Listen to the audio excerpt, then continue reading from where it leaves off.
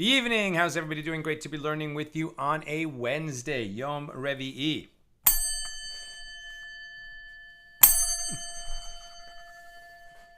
Let's light up the darkness. Who's in the house on a Wednesday? Bill in Mid-Missouri, Melissa in Great Neck, Shandor in the Bronx, Joseph in Sierra Nevada, Belle in Texas, Steven, bonsoir, mes amis de Saint-Georges, Quebec. Welcome. Bella in Florida, Sharon in New Jersey, Lucy in Minnesota, Hood in South Carolina, Joe in the Inland Empire, Guy in Ohio, Sharon, hoping everyone had a beautiful Shevuos. Amen. I hope you did, my holy sisters and brothers. Everything good on the YouTube side? Yeah, it looks like it's streaming. Ella in Southern California, Ilan in Silver Spring, Marie in Freeport. Welcome, everybody. Also, Renee in Indiana, and Teweldi Aklilu saying shalom to everybody. Welcome.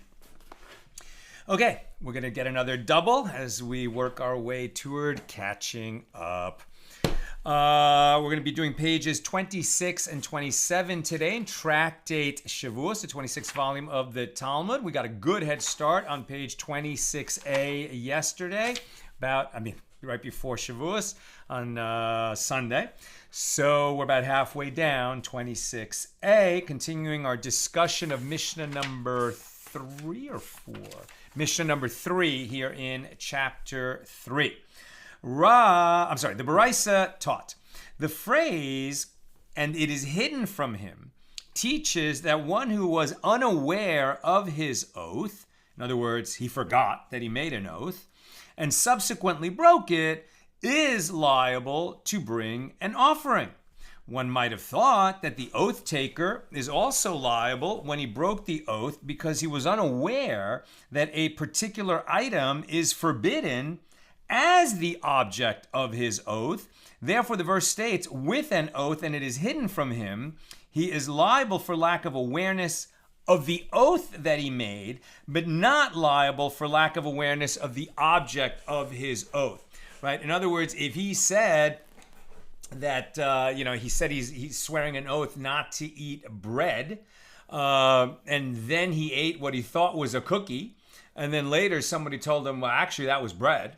So that was obviously not intentional. It was unwitting, but this is the kind of unintentional mistake, unwitting mistake that in the law of oaths, Shevuos, actually is considered a matter that is beyond, circumstances beyond his control. So he would not be liable to bring a sin offering. It would be unnecessary. Now, this is the teaching from the Baraisa, but they laughed at this in the West, in Eretz Yisrael, as opposed to the Jewish community in Babylonia. And they said, granted, you find lack of awareness of one's oath without there being lack of awareness of the object of the oath, as in a case where one said, on my oath I will not eat wheat bread, and he thought he had said, I will eat wheat bread, as opposed to I will not eat wheat bread, right? He thought he said, I will eat wheat bread. As in that case, his oath is considered forgotten, right? And the object of it is remembered. He made a mistake about what he swore, so that mistake is tantamount to forgetting what he swore. But under what circumstances is there a case of lack of awareness of the object of the oath without lack of awareness of the oath itself. Where is that you know what you swore, but didn't realize that it covers this item? I thought I came up with an example, but the Gemara says no, you're wrong, Sal. The Gemara suggests it can be found in a case where he said, on my oath, I will not eat wheat bread, but he thought he had said, on my oath, I will not eat barley bread. As in that case, his oath is remembered by him, and the object of it is forgotten. But the Gemara rejects this suggestion. Once the object of the oath is forgotten by him, that is a case of lack of awareness of his oath. He forgot what he swore.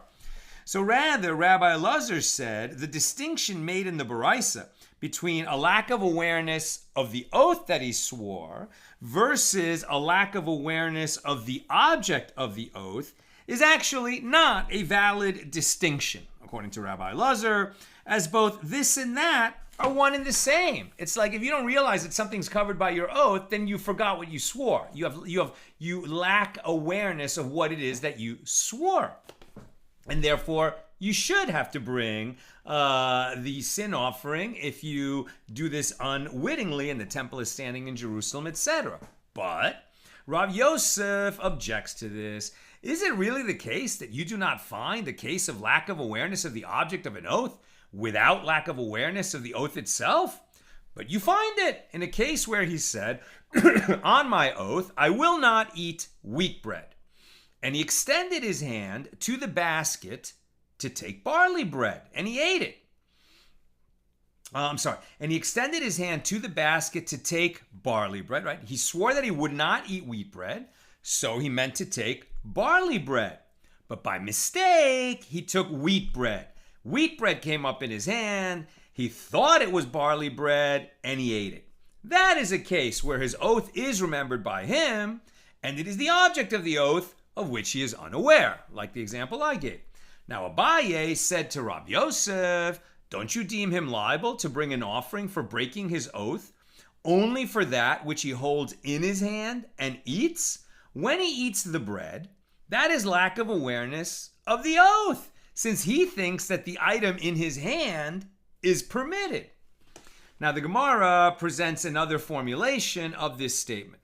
Abaye said to Rav Yosef, ultimately, the offering that he brings for this bread is in any event due to lack of awareness of the oath, as he thinks that the item in his hand is permitted. Now, he might be mistaken as to what he is holding, but at the end of the day, he's holding something that is prohibited by the oath that he swore.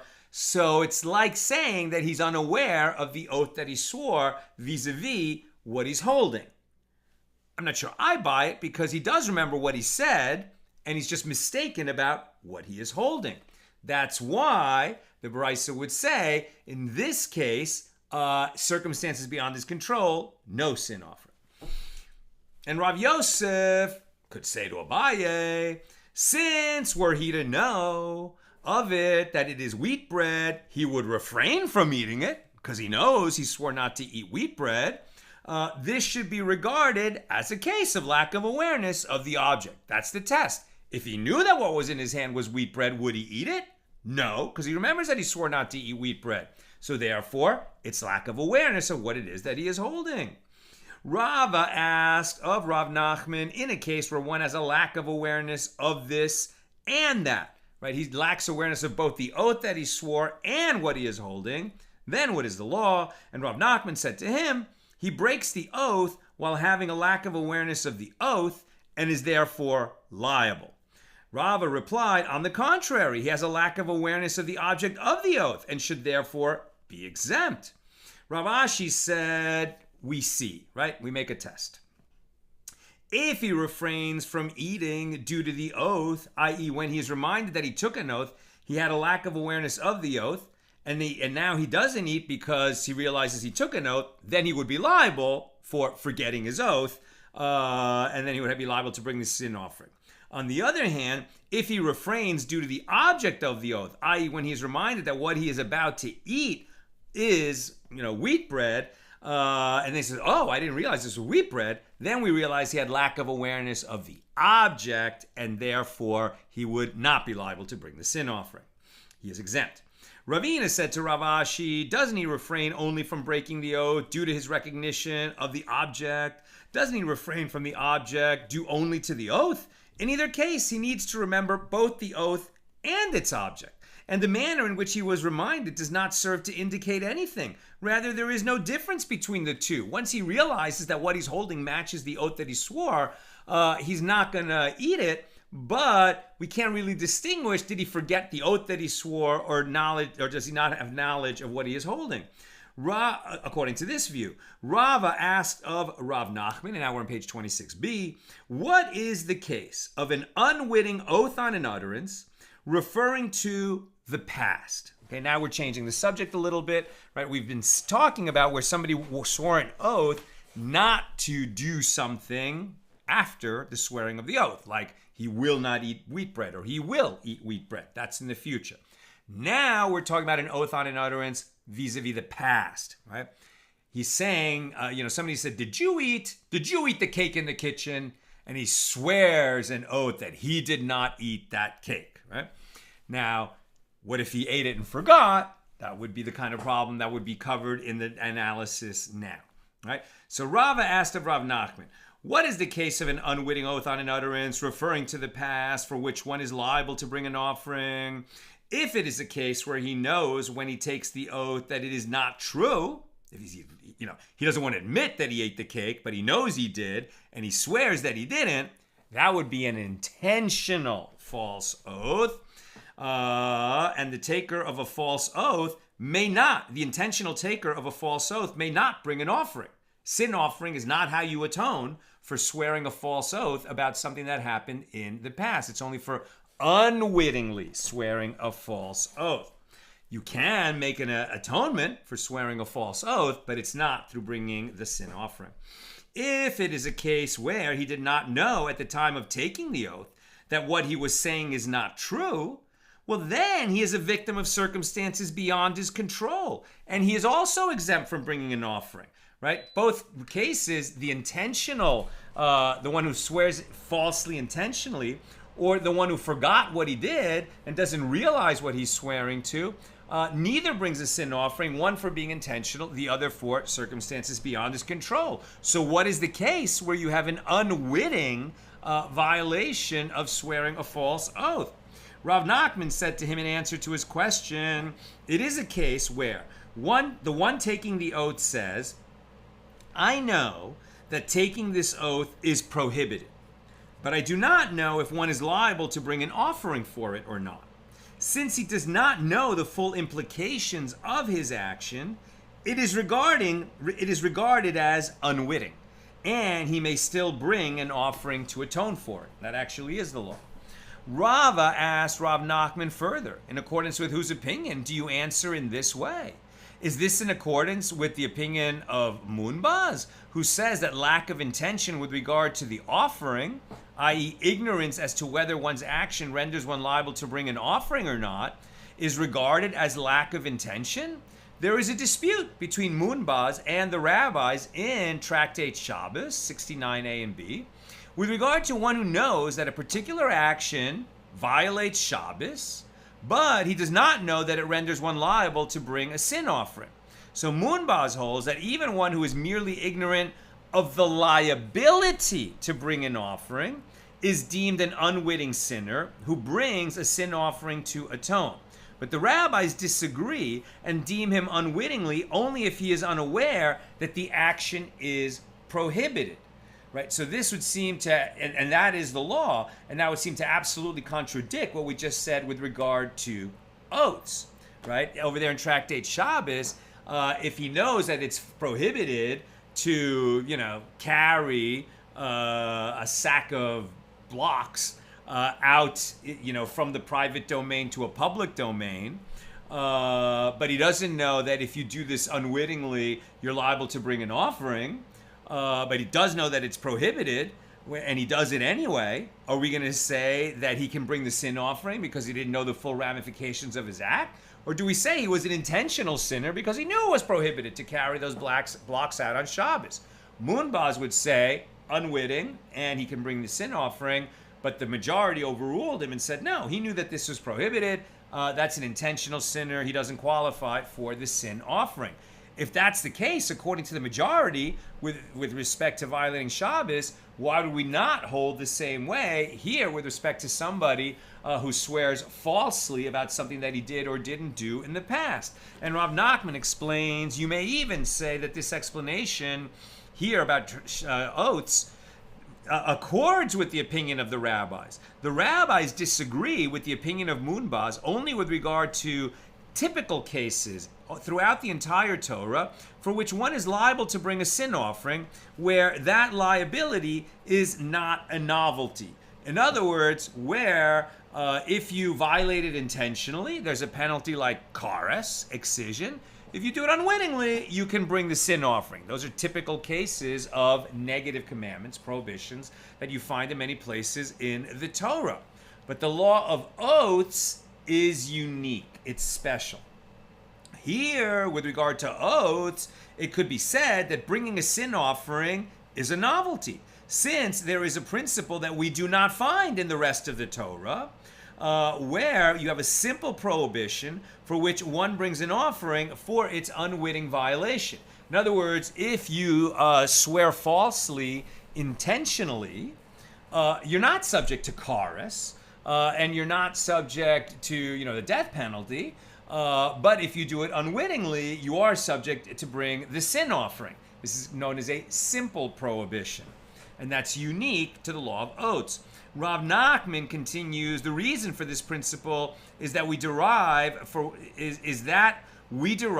which prohibitions one brings a sin offering from the prohibition of idolatry, where one is liable to receive kares, right, excision, for an intentional violation, and one is liable to bring a sin offering for an unwitting violation.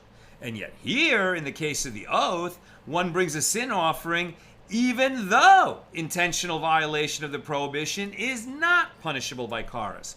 Now, given the novelty of the offering for an oath on an utterance, even the rabbis would agree that ignorance of the fact that one is performing an action for which the Torah legislates an offering is sufficient for one to be regarded as unwitting and liable to bring a sliding scale offering, and that in fact is the law.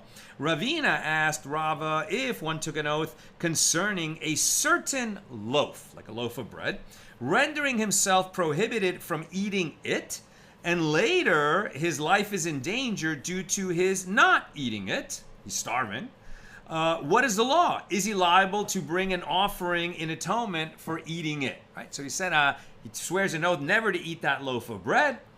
He gets stuck in a cabin in the woods in a snowstorm. A few days later, he's starving. And he could really become ill or starve to death if he doesn't eat that loaf of bread, but he swore he won't. Okay, so he eats it.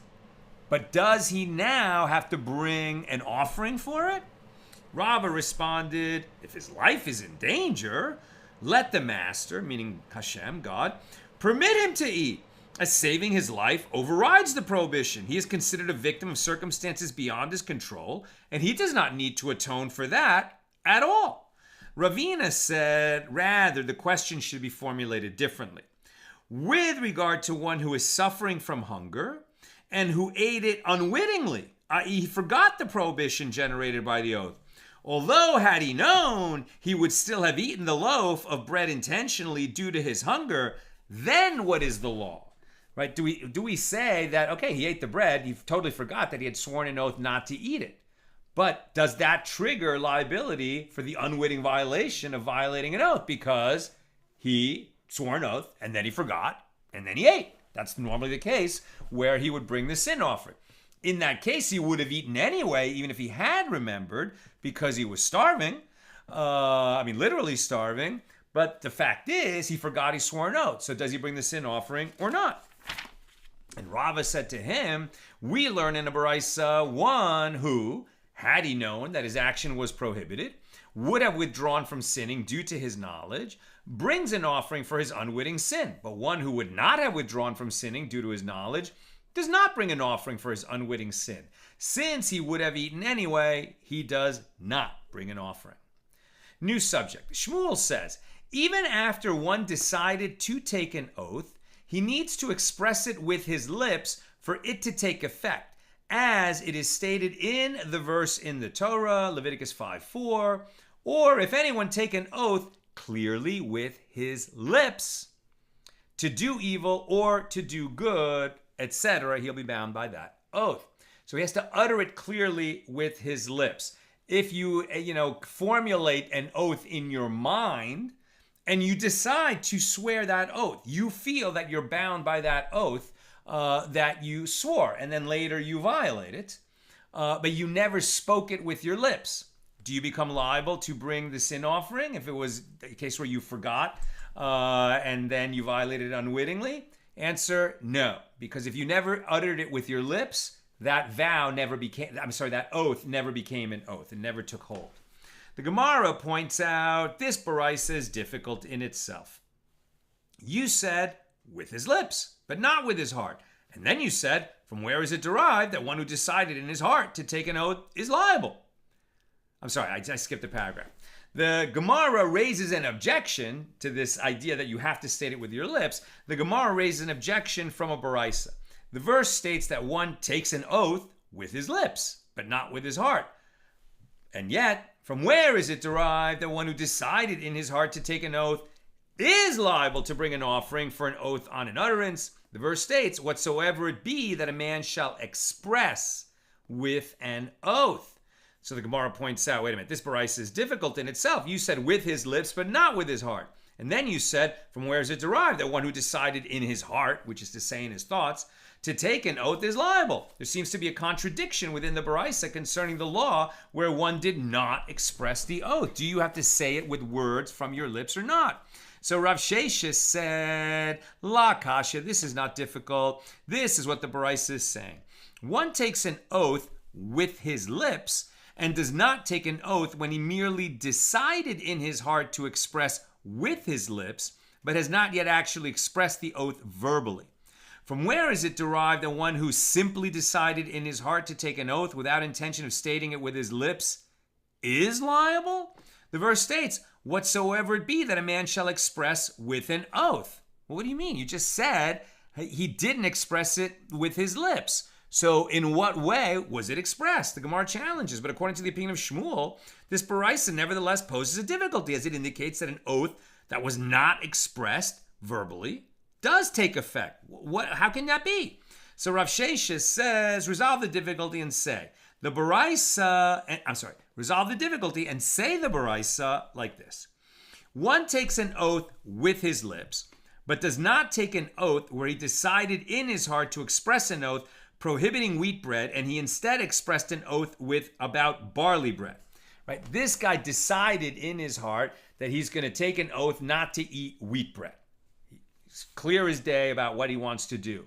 But when he actually utters it with his mouth, he misspeaks.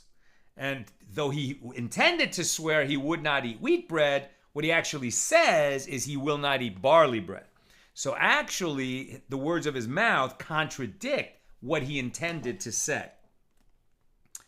From where is it derived that he is liable, where he decided in his heart to express an oath about wheat bread and expressed his oath about bread without specifying? The verse states, whatsoever it be that a man shall express with an oath. Right, so this was not stated very clearly, but basically in the notes you get that if he intended to prohibit wheat bread to himself, but he spoke barley bread, and then later he eats barley bread, violating the oath, he's actually not liable because the words that came out of his mouth were not what he intended to say. And this is actually like circumstances beyond his control. He just clumsily spoke, not the oath that he intended to make. Now, this next case is a little bit different. He decided in his heart to express an oath about wheat bread. But then when his lips spoke, he just said bread. Right now, barley bread is not wheat bread, and wheat bread is not barley bread. But wheat bread is bread, right? And one kind of bread is wheat bread. So now we have overlap. We have an intersection. So then what? The verse states, whatsoever it be that a man shall express with an oath. Sounds like the oath does take hold. The Gemara raises an objection to the opinion of Shmuel from a baraisa. The verse states, that which is gone out of your lips you shall observe and do, according as you have vowed freely to the Lord your God, even that which you have promised with your mouth. That's Deuteronomy 23:24. Now from here, I've derived only a case in which he expresses with his lips. From where do I derive a case where he decided only in his heart?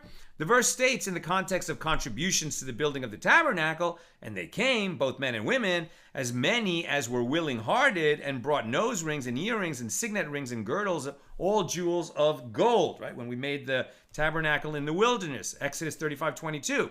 Now, the fact that the verse describes those who contributed as willing-hearted indicates that one becomes liable via a non-verbal decision. Sounds like you can swear an oath in your thoughts and you're held to it. But the Gemara answers, no. The case there of contributions to the tabernacle in the wilderness is different. Sui generis, right? That's a unique episode in history. As it is written, quote, as many as were willing-hearted. This law is stated only in the context of the contributions to the tabernacle, not in the context of oaths generally. And the Gemara suggests, and let us learn from it, that in general, oaths can be taken via a non-verbal decision, but the Gemara says no. One cannot extrapolate from the fact that the non-verbal consecrations to the tabernacle were effective because teruma, right, which is when the temple is standing in Jerusalem, farmers are tithing in the Holy Land, so the first 2% is teruma, first 2% of the crop, and it has to be given to a Kohen, to a priest, which can be separated non-verbally. You don't have to say you're separating it. You can just physically do it and give it to the priest. And donating consecrated items, right? You can set aside something as consecrated. You're going to donate it to the temple treasury, or you're going to donate it to some other holy cause, and you can do it by action rather than designating it with words. However, the passage of teruma and the passage of consecration, which can be done non-verbally, these are two verses that come as one, i.e. they are both instances where a non-verbal commitment is sufficient, and we have a principle that any two verses that come as one do not teach their common element to apply to other cases. Those are the unique two cases where that law applies. The Gemara asks, this works out well according to the one who says that two verses come as one do not teach, that two verses that come as one do not teach their common element. That's a view, right, about how we interpret verses in the Torah. But according to the one who says that they do teach their common element, then what can be said? And the Gemara answers the two contexts here are non-sacred items, i.e. oaths. That's what we're talking about, oaths. We're not talking about consecrated items and teruma. And if you're going to talk about consecrated items, donations to the tabernacle and teruma, we do not derive laws concerning non-sacred items from the laws of consecrated items, right? Because those are different bodies of law, and necessarily so. And that concludes our discussion of Mishnah number 3 here in chapter 3. Now we're on page 27a, Mishnah number 4. If one takes an oath to refrain from performing a mitzvah, can we do that? Can we swear an oath that it'll be prohibited for us to do what the Torah commands us to do? No, such an oath does not take hold, as we've discussed a bunch of times. But if one does it, if one takes an oath to refrain from performing a mitzvah, and he does not refrain, right? He swears that he won't do a mitzvah, and then he does the mitzvah. He is exempt from bringing an offering for an oath on an utterance because that oath never took hold. If he takes an oath to perform a mitzvah and he does not perform the mitzvah, he is also exempt, though it would have been fitting to claim that he is liable to bring an offering in accordance with the statement of Rabbi Yehuda ben Beseira, right? The point is, if you swear an oath that you will do an offering, that you will perform a mitzvah like giving to charity, and then you don't do it, you might have thought that you would be liable to bring an offering, a sin offering, because you swore an oath and then you didn't fulfill it. And if you did that unwittingly, normally you become liable to bring an offering. Why not in that case? Because you're already bound by an oath, if you're a Jew, to do the commandments that are specified in the Torah, and an oath won't take hold upon an oath that's already in place. However, it would have been fitting for us to have this liability if you follow the logic of Rabbi Yehuda ben Beseira. And the Mishnah explains that Rabbi Yehuda ben Beseira said, what? If with regard to an oath concerning an optional matter for which one is not under oath from Mount Sinai, optional meaning one is not commanded to do it, and he is nevertheless liable for breaking his oath when he obligates himself to do it, then with regard to a mitzvah, which he swears an oath to perform, for which he is under an oath from Mount Sinai, is it not logical, kal v'chomer, that he would be liable for breaking it? Right? If you could say that he swears, that he's going to polish this brass belt the next day, and then he doesn't do it, then he becomes liable to bring an offering, or at least liable for swearing a false oath, because he's obligated himself in this optional matter through swearing an oath. Then with regard to something that he is obligated to do by the Torah, and he added an oath on top of it, and then he doesn't fulfill the commandment and doesn't fulfill his oath, all the more so he should have to bring the offering, right? Or all the more so is he liable for violating his oath. But that is not the case. And the rabbis explain why. When they answered Rabbi Yehuda ben Beseira, no. If you said that one is liable for breaking an oath concerning an optional action, where the Torah rendered one liable for a negative oath not to perform it, just like if it rendered him liable for a positive oath to perform it, right? He could swear that he's not going to polish his belt tomorrow, or he could swear that he is going to polish the belt for tomorrow. Either way, it's legal under Torah law, and that's why it's an optional matter. It only becomes obligatory when he swears such an oath, and it could be both positive or negative. However, with regard to a mitzvah, there is no choice of both positive or negative. But concerning an oath concerning a mitzvah, where the Torah did not render one liable for a negative oath like for a positive oath, since if one takes an oath to refrain from performing a mitzvah and did not refrain, he is exempt, as we said at the beginning of this Mishnah. That's why you can't extend Rabbi Yehuda ben Beseira's logic to swearing an oath to perform something we're already commanded to do. That's Mishnah number 4. Now the Gemara. The sages taught in a Baraisa, one might have thought that when one takes an oath to refrain from performing a mitzvah and he does not refrain, he would be liable to bring an offering for an oath on an utterance. And to counter this, the verse states, quote, to do evil or to do good in Leviticus 5:4. What does this mean? Just as doing good is referring to an oath about an optional action, so too doing evil is referring to an oath upon an optional action.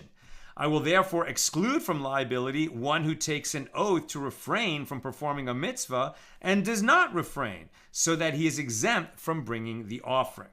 And the Bryce explains, one might have thought that when one takes an oath to perform a mitzvah and he does not perform it, that he would be liable. And to counter this, the verse states to do evil or to do good. So, just as doing evil is referring to an oath about an optional action, something that is not nice, we don't like it, but it's not something that the Torah specifically prohibits, so too, doing good is referring to an oath about an optional action, like polishing that bell.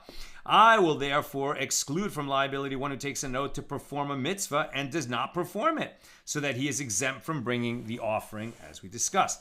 Now, one might have thought that when one takes an oath to harm himself, and he does not harm himself, that he could be exempt from liability. But the verse states to do evil or to do good. And just as doing good is referring to an oath about an optional action, so too, doing evil is referring to an oath about an optional action. And I include as liable one who takes an oath to harm himself and does not harm himself, since it is his prerogative to harm himself or not. Now, it's prohibited to harm yourself. But, if you're going to say, if a person is going to swear that he swears an oath that he's going to punch himself in the chin, okay, it's not going to kill him. So it's not some kind of suicide. And maybe it's going to cause some pain, but it's not going to cause permanent damage. So he's not harming that which God entrusted him with, his body. But it's just causing him pain, right? So that kind of self-harm, okay, well, if he swears an oath to do that, that's his prerogative. He's in control of whether he does that or not. He shouldn't have done it. He shouldn't have sworn that oath. But if he did, and then he didn't punch himself, he is liable, right? He would be liable for violating his oath. Now, one might have thought that when one takes an oath to harm others and does not harm them, that he would be liable in the same way. Perhaps if he says, okay, he swears an oath that he's going to punch his buddy in the arm, and then he doesn't do it, so maybe he should be held liable for that too. But in this case, no, because it's not fully in his control whether he will punch his friend in the arm or not. His friend might leave town. He won't have that opportunity. It's not his prerogative to swear that he'll punch his friend in the arm. Therefore, the oath does not take hold, and he would not be liable for violating it. And so, to explain this, the verse states, to do evil or to do good. Just as doing good is referring to an oath about an optional action, so too doing evil is referring to an oath about an optional action.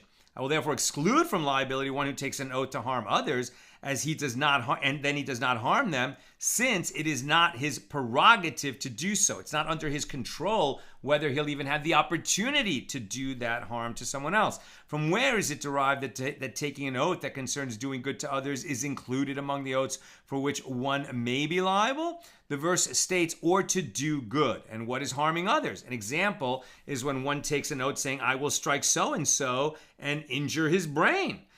You can't do that, and that oath never takes hold.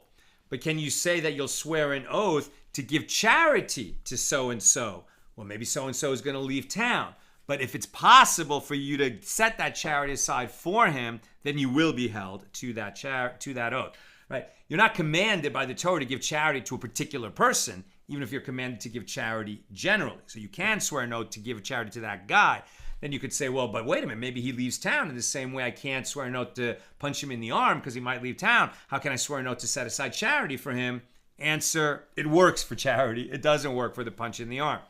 Right? The Bryce assumes that to do evil or to do good is referring to optional actions. The Gemara asks, but from where do we know that these verses are written referring to optional matters? Perhaps they are written referring to matters involving a mitzvah only. So the Gemara rejects this. This should not enter your mind, since we require that doing good be similar to doing evil, and doing evil be similar to doing good, as doing evil is juxtaposed to doing good in the verse. So if one stipulates that the verse is referring to matters involving a mitzvah, then just as doing good does not involve refraining from performing a mitzvah, but must involve performing a mitzvah, for example, an oath to eat matzah on Passover, so too doing evil, right? Any oath to do a mitzvah is doing good. All mitzvahs are good. Right. This, of course, leads to there's some confusion in sort of popular culture where a mitzvah often gets translated as a good deed. It's not, right? When a mitzvah is something we're commanded to do. Mitzvah literally means commandment, right? So when you do a mitzvah, you're fulfilling something you're commanded to do by God. Now, whenever you fulfill a commandment, that is good. That is a good deed. But there are good deeds that are not mitzvahs. The Gemara rejects this. This should not enter your mind, since we require that doing good be similar to doing evil, and doing evil be similar to doing... Wait, I just read that. Yeah. And likewise, doing good is juxtaposed to doing evil. Just as doing evil does not involve performing a mitzvah, as it would then not be doing evil, so too, doing good does not involve performing a mitzvah. Doing good in the verse is itself doing evil, in that it does not involve performance of mitzvahs. So the Gemara asks, if that is so, that doing evil and doing good are compared in this manner, well then you do not find that the verse can be interpreted even with regard to optional matters, as the same sort of contradiction could be generated. So this analysis is dismissed. Rather, one may derive that the verse is referring to optional matters from the fact that it was necessary for the verse to write or to do good in order to include a liability for oaths that involve doing good to others. Conclude from it that these verses are written referring to optional matters. Optional. That's why whether it's to do a mitzvah or to not do a mitzvah can't be the subject of an oath. Only optional matters. So as if it would enter your mind that the verses are written referring to matters involving a mitzvah, we have the difficulty. Now that doing evil to others has been included, i.e. when one takes an oath to refrain from performing a mitzvah, is it necessary to mention doing good to others? So the Gemara challenges this, but this word or in the verse is necessary in order to separate them, i.e. to indicate that one can be liable for either type of oath. Had the verse said to do evil and to do good, one might assume that one is liable only for oaths that involve both. So the Gemara answers, a verse is unnecessary in order to separate, as it is clear that either sort of oath is included. Well, the Gemara asks, this works out well according to Rabbi Yonason's opinion concerning the interpretation of conjunctions like and or. But according to Rabbi Yoshia's opinion, what can be said? And the Gemara explains, as it is taught in the Brisa, from the verse, quote, a man who curses his father and his mother shall die. Leviticus 20, verse 9. Right? So we know that cursing one's parents, this is a desecration. First of all, it violates the 5th commandment on honoring your parents. But if one curses one of the parents by using one of the names of God in the curse, then it's a death penalty offense. So then, but look at the way it's worded, right? A man who curses his father and his mother shall die. So are we going to say that the death penalty would only apply if he curses both his mother and his father? Or is it sufficient one of them? So from this verse, I've derived only that one is liable if he curses both his father and his mother. From where do I derive that if one curses his father but not his mother, or his mother but not his father, that he is nevertheless liable? The continuation of the verse states, his father and his mother he has cursed. His blood is upon him. In the first part of the verse, the word curses is in proximity to his father. And in the last part of the verse, the word cursed is in proximity to his mother. This teaches that the verse is referring to both a case where he cursed only his father and a case where he cursed only his mother. This is the statement of Rabbi Yoshia. Rabbi Yoshia thus maintains that conjunctions are interpreted strictly unless the verse indicates otherwise. So therefore an and is an and is not and or. Rabbi Yonason says there is no need for this derivation because the phrase his father and his mother indicates that one is liable if he curses both of them together, and it also indicates that he is liable if he curses either one of them on their own. Right? Rabbi Yonason reads and as and or. Unless the verse specifies that one is liable only if he curses both together. An example of a verse where the Torah specifies that the law applies only to the two elements in conjunction is where it says, you shall not plow with an ox and a donkey together. Of course you can plow with an ox. Of course you can plow with a donkey. But kilayim kicks in when you plow with an ox and a donkey. So according to Rabbi Yonason, it's only where the verse specifies in that clear manner that and means and not and or. Otherwise, and does mean and or, according to Rabbi Yonason. Now on page 27b, the Gemara continues. You may even say that the verse is referring to optional matters according to the opinion of Rabbi Yoshia. He holds in accordance with the opinion of Rabbi Akiva, who interprets the Torah using the hermeneutical principle of amplifications and restrictions that we covered on page 26a. And the word or is superfluous, and it is used to separate to do evil from to do good. So the Gemara explains how one derives that oaths referred to in the verse are oaths about optional matters in accordance with Rabbi Yoshia, who interprets the verse in accordance with the principle of amplifications and restrictions. Granted, if you say that the verse about an oath on an utterance is written with regard to optional matters, then the words to do evil or to do good serve to restrict the meaning of the verse and exclude the application of an oath on an utterance to a matter involving a mitzvah, which we have done. Right? You can't do it on a matter involving a mitzvah. So then the Gemara asks rhetorically, but if you say that the verse is written referring to a matter involving a mitzvah, what do the words to do evil or do good serve to restrict? In other words, it would be nonsensical. That's why we came to the conclusion we came to. The Mishna teaches, Rabbi Yehuda ben Beseira said, who would say that if you swear an oath to do a mitzvah and then you don't do it, you should be held liable for violating your oath.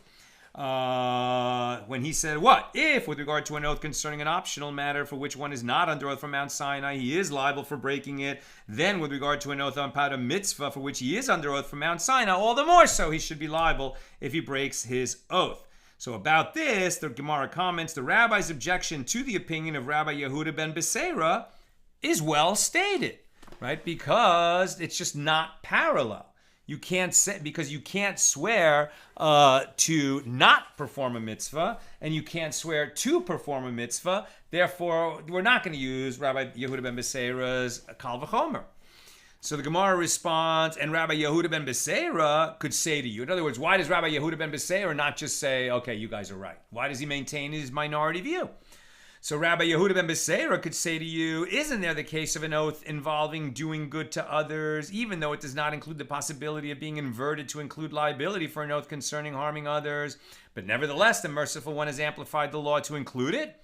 So here also, with regard to an oath, right, you can swear, right, you can swear that you will punch yourself in the chin, and then when you don't do it, you're liable. But you can't swear that you'll punch your friend in the chin and then not do it and be liable, because that oath doesn't take hold. So there you have a case where it doesn't work in both directions, and yet we do have liability for one of the cases. So why not do the same with regard to mitzvahs? So it should work according to Rabbi Yehuda ben Beseira. So how did the rabbis respond? They could say that there, with regard to an oath to do good to others, there is the possibility of inverting the oath. I will not do good. Here, with regard to an oath to perform a mitzvah, is there any possibility of a valid oath that I will not perform a mitzvah? No, you can't swear an oath to prohibit yourself from doing that which the Torah commands you to do. And so we don't go by Rabbi Yehuda ben Beseira. That concludes our discussion of Mishnah number 4. Now, Mishnah number 5, here in chapter 3. If one says, on my oath, I will not eat this loaf, and he then says again, on my oath, I will not eat it, and again, let me start again. If one says, on my oath, I will not eat this loaf, okay, and he then says again, on my oath, I will not eat it, and then again, a third time, on my oath, I will not eat it. Okay, so he said, I will not eat this loaf. And then he swore again, I will not eat it. And then he swore a third time, I will not eat it. Okay, so the first time he swore he would not eat the loaf. The second time he referred to the loaf as it.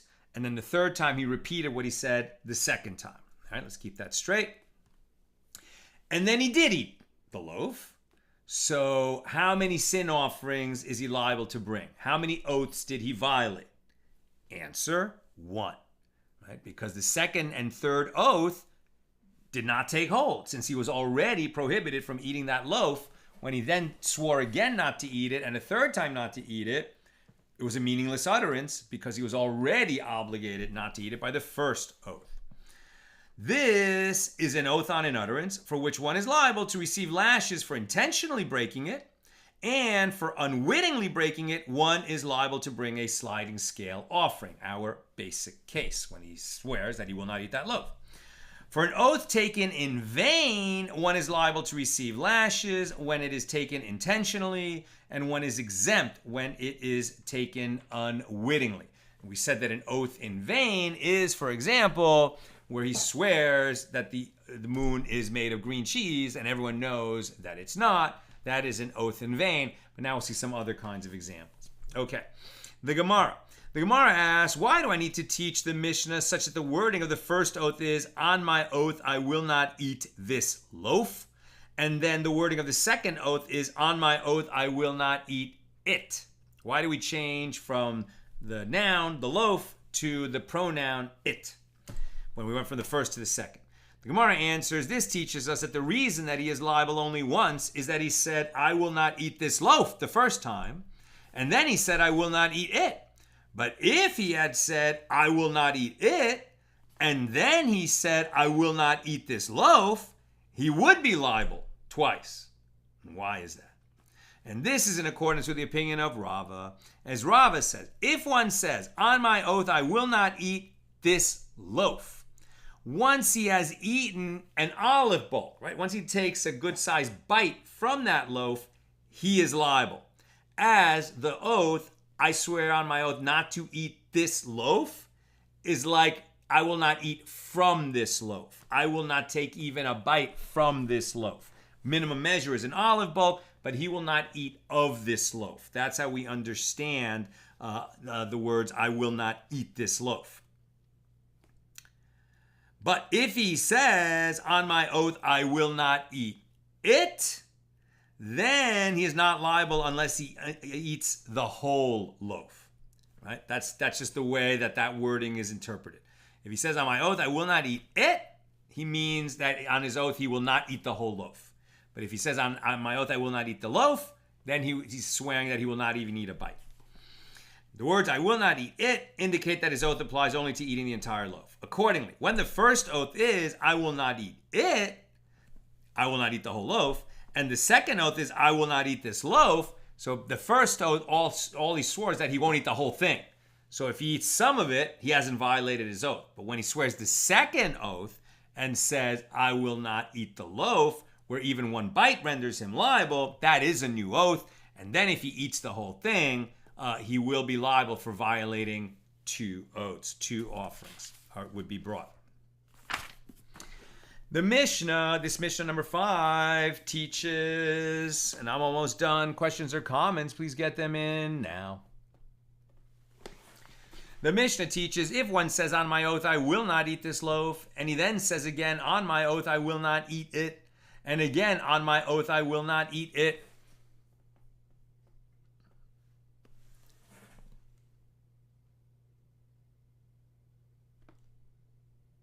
and he then ate it, he is liable only once, right? That's what we just said. That's what the Mishnah says. Okay. Now the Gemara asks, why do I need the Mishnah to mention this additional third oath that I will not eat it?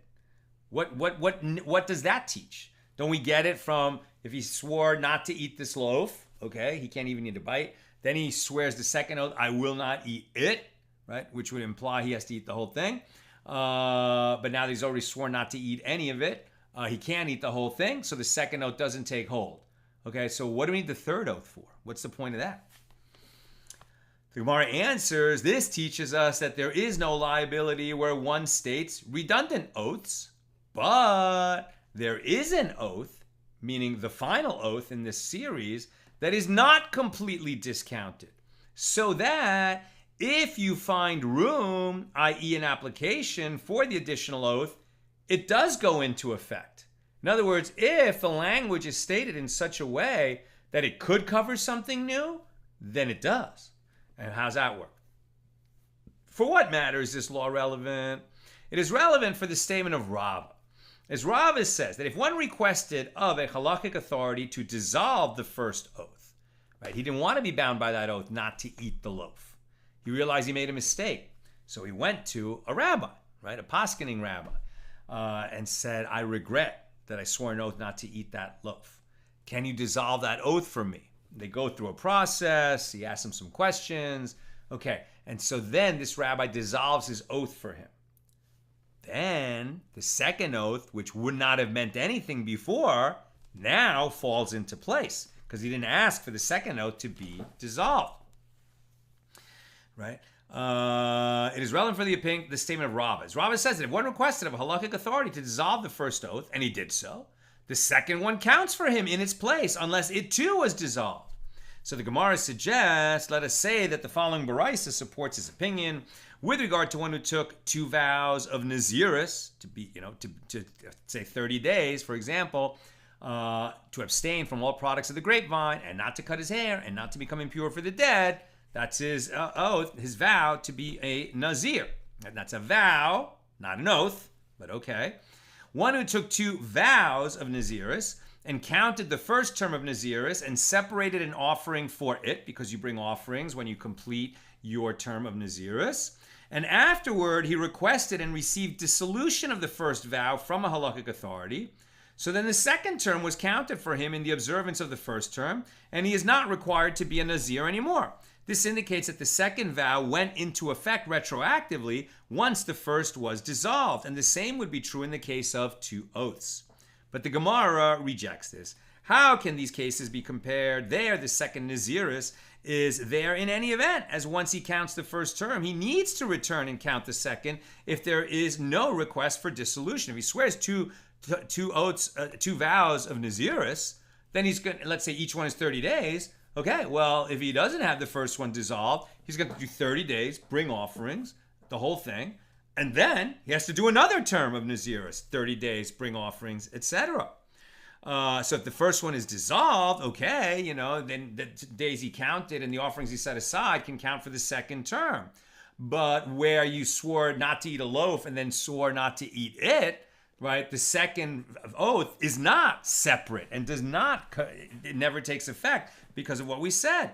So how can these cases be compared? There, the second Naziris is there in any event, as once he counts the first term, he needs to return and count the second term if there's no request for dissolution. But here, if he does not request dissolution of the first oath, is there any second oath at all? Therefore, one cannot find support for Rava's opinion from the Baraisa. We'll knock off there. We're right near the bottom of page 27b. And with God's help, tomorrow at the regular time, 6 p.m. Pacific, we'll pick it up and do another double, pages 28 and 29, and complete chapter 3. Okay, a couple of questions. Bill. Question about the need to verbalize an oath in the context of a person who cannot speak. Notwithstanding that in the Talmudic era, they would be exempt since the sages at the time regarded them as not legally competent solely due to questions about clear communication. In the 21st century, as I understand it, and I could be wrong, says Bill, the consensus is that sign language is sufficient for a deaf or mute person to be legally competent. So, does the mute person who signs their oath have the same standing as the person who spoke their oath, or does the oath fail to take effect? That is a very interesting question, Bill, because this is the sort of thing where, on the one hand, we don't want people who are differently abled to be regarded differently when they can very well and very clearly express their intent, perhaps using a technology, let's say, that we have now that they didn't have then in the form of sign language or other kinds of technologies that enable a person who can't speak with his lips to nevertheless speak very clearly. On the other hand, they could write back then, and so he could have expressed himself clearly through writing. But let's put that aside for a second. If we're going to say that the person, because he can speak clearly using sign language is going to be bound in the same way someone who spoke with his lips, then what we've actually done is take away a leniency that applied to him. It's bad to swear a vow, to swear an oath. The sages tell us repeatedly, don't swear an oath. Don't make something forbidden that is otherwise permitted to you by God, right? It's good to have an out. Women have an advantage over men in that minor women can have their fathers dissolve an oath or a vow, and married women can have their husband do it. So, is it such a good thing? It's a question. It's an open question. Now, let's putting that aside, the sort of comparative value of the stringencies and leniencies, the simple question is, does it work, right? Does the oath take hold if the person using sign language expresses their intent clearly? I suspect that it would, but I'm not a poskening Rav, and so I'm not sure off the top of my head, but it's a great question. And Bill continues, put another way, one's right to swear painful but non-forbidden oaths is like one's rights in our modern common law context. Your right to swing your fist ends at your neighbor's nose. We were talking about with respect to you can swear a valid oath to punch yourself in the chin, but you can't swear a valid oath to punch your buddy in the chin. Very good. Exactly. Your right ends at his chin. Joseph says, can you say that although God knows the heart and intentions of men in this matter of oaths, those appointed by God do not, even if they are the priesthood or Sanhedrin? What are you saying? Knows the heart of intentions of men. In this matter of oaths, those appointed by God do not. But what do you mean those appointed by God? Are you saying that the one who dissolves the oath doesn't understand until the halakhic authority dissolves the oath, would not understand the intention until he does questioning? Or are you just commenting more generally that the law of oaths is different, right, than the law with respect to intentional versus unwitting, with respect to something like violating Shabbos? I think that might be what you're saying, and you're right, right? Because exactly, we're going to say that the law of oaths is particular, is special. And it's very interesting, if we have this general attitude of we don't want people to swear oaths, because they're going to render something prohibited that was otherwise permitted, especially with vows. So why does the Torah provide this mechanism? Why is it there? I'd have to think a little bit more about it. I suspect that it's similar to why we have the passages about the avenger of blood with respect to the one who commits manslaughter, right? Because in the ancient world in which the Torah was given, these kinds of family feuds, it was just such a regular part of life that it had to be sort of dealt with in the Torah. And the idea that people swear, that formulation that somebody says he swears to God that such and such happened, or he swears to God that he's going to do so and such, that he's going to do such and such. People speak that way all the time, right? Even today.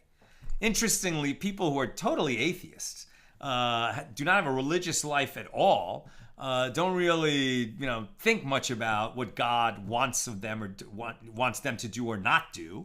Don't really have, a kind of thought through relationship with God. Nevertheless, use that kind of language, that they swear to God that such and such is this or such and such is that. It's like an idiom in the language. And perhaps it always was that people speak that way. And the Torah comes to say, hey, use your words carefully, because you're invoking God's name and you're talking about God's will for you, for your community in this world, the opportunities you've been given. And when you speak about that lightly, guess what? As the Torah says elsewhere, if you're going to be casual with God, God is going to unleash a storm of casualness on you, meaning, you'll lose that, not you, but the person who speaks that way will lose a protection that he might otherwise have had. That's what I've got for us today. And with God's help, see you tomorrow, Thursday, regular time, 6 p.m. Pacific. All the best.